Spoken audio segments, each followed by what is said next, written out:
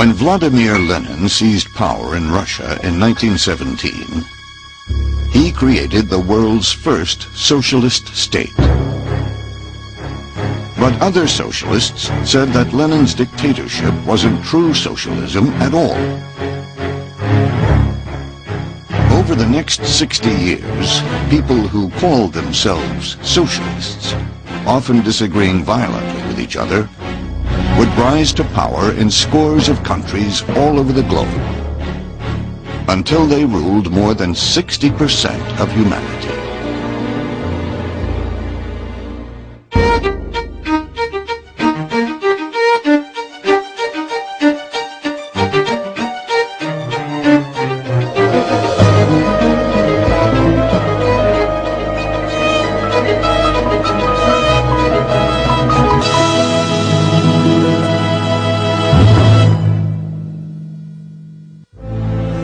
Seen the future, and it works. Those were the words of American journalist Lincoln Steffens after visiting the Soviet Union in 1919. Even though the Bolshevik Revolution frightened people around the world, for many it seemed to validate Karl Marx's prophecy that socialism's triumph was inevitable. Hello, I'm Ben Wattenberg. Welcome to the second episode of Heaven on Earth, a think tank special. In this hour, the communist revolution spreads to China.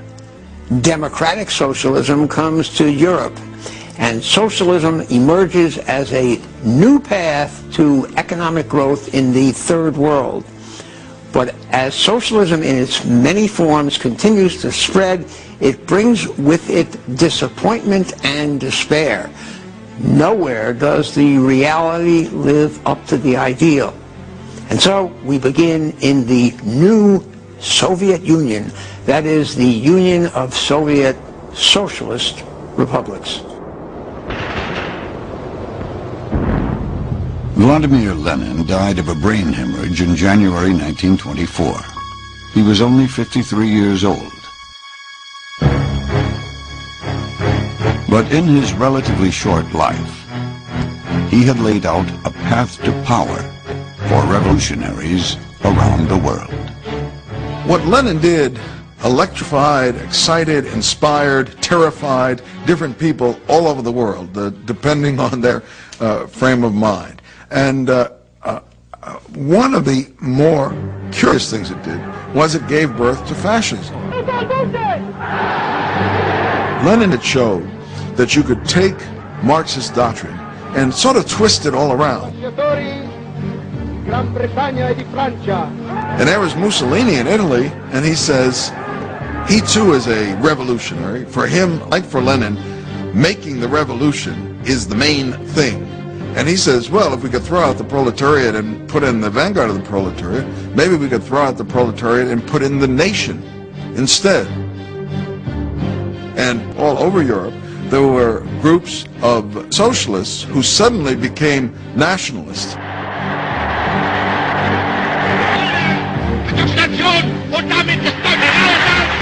One, but not the only one, was Hitler, who comes along and has this new ideology of National Socialism, which retains a lot of socialist principles, but adds on the implacable hatred of the Jews. Benito Mussolini joined forces with Adolf Hitler to launch a world war even more devastating than the last. The alliance between Italy, Germany, and Imperial Japan placed Mussolini in bloody opposition to his old socialist comrades.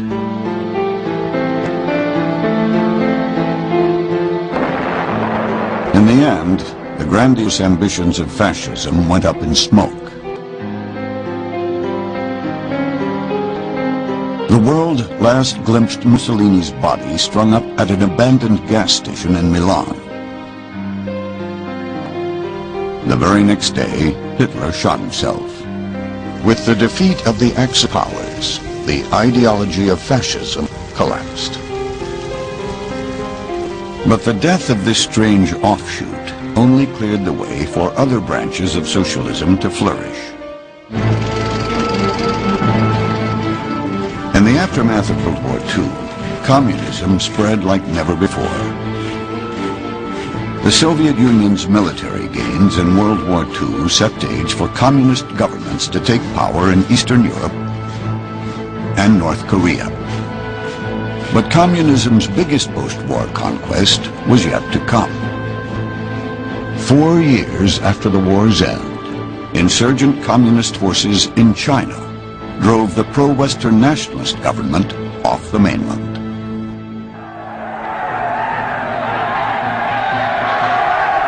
In January 1949, the communists marched into Beijing to declare the birth of the People's Republic of China.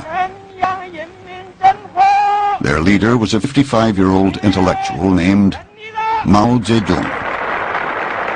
Mao was a true revolutionary. He did not believe in normalcy. He did not believe in routine. He disliked bureaucracy. What he did was to mobilize millions of peasants to join the communist revolution. Mao gave the Chinese people what came to be called the Iron Rice Bowl, a promise of lifelong economic security.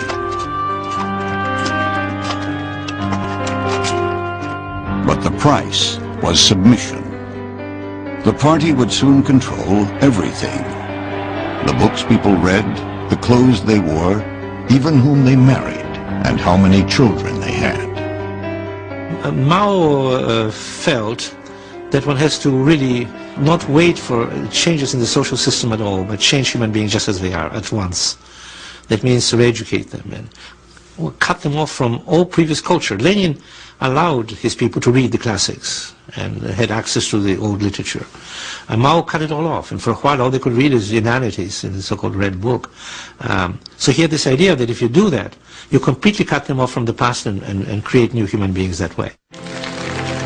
For nearly a decade, China followed the Soviet model of nationalized industry and collectivized agriculture. But the results were disappointing, and Mao grew impatient. He became disillusioned with the Soviet model, and he thought he could improve upon it and bring communism overnight. He was truly a utopian thinker. And so that is when, in the late 1957, he launched what has been come to be called the Great Leap Forward. At the core of the Great Leap Forward was a new Chinese institution, the People's Communes, more than 23,000 of them, comprising more than 500 million people.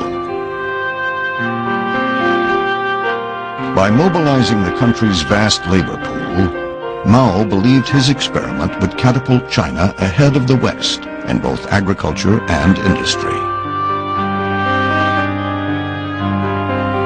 But the country's frenzied commitment to the Great Leap Forward led only to impossibly high production quotas and inferior products.